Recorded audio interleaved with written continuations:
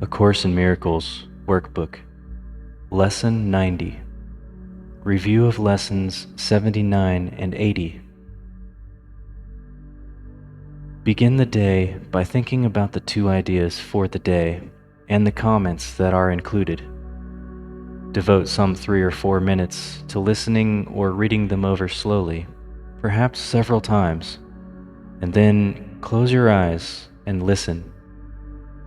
There is a message waiting for you. Be confident that you will receive it. Remember that it belongs to you and that you want it. Now, devote the next several minutes to reading or listening to the two ideas for today, several times if you wish. From Lesson 79, let me recognize the problem so it can be solved.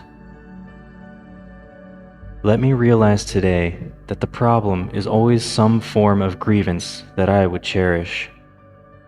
Let me also understand that the solution is always a miracle with which I let the grievance be replaced.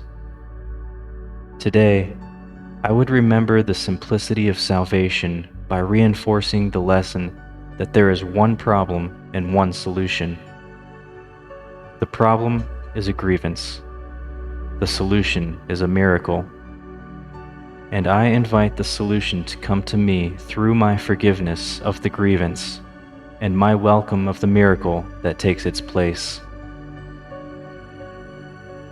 Some specific applications of this idea might be in these forms. This presents a problem to me which I would have resolved. The miracle behind this grievance will resolve it for me. The answer to this problem is the miracle that it conceals. From Lesson 80. Let me recognize my problems have been solved. I seem to have problems only because I am misusing time. I believe that the problem comes first, and time must elapse before it can be worked out. I do not see the problem and the answer as simultaneous in their occurrence. That is because I do not yet realize that God has placed the answer together with the problem so that they cannot be separated by time. The Holy Spirit will teach me this if I will let Him, and I will understand it is impossible that I could have a problem which has not been solved already. These forms of the idea will be useful for specific applications. I need not wait for this to be resolved. The answer to this problem is already given me if I will accept it. Time cannot separate this problem from its solution. Now close your eyes and listen. Repeat the first phase of the exercise period if you find your mind wandering, but try to spend the rest of this practice period listening quietly but attentively.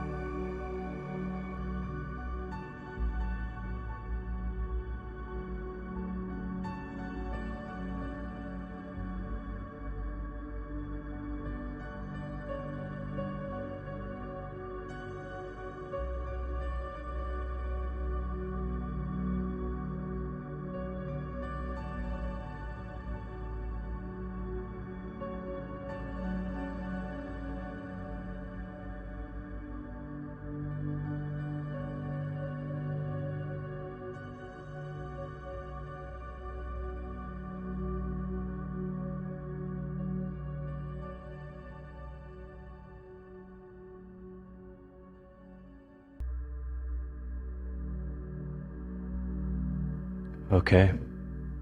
This concludes Lesson 90. Regard these practice periods as dedications to the way, the truth, and the life. Refuse to be sidetracked into detours, illusions, and thoughts of death. You are dedicated to salvation. Be determined each day not to leave your function unfulfilled. Reaffirm your dedication in the shorter practice periods. The earlier part of the day should be devoted to one of these two ideas, and the latter part of the day devoted to the other. Use the original form of the idea for general applications and more specific forms when needed. Some specific forms are included in the comments which follow the statement of the ideas. These, however, are merely suggestions. It is not the particular words you use that matter,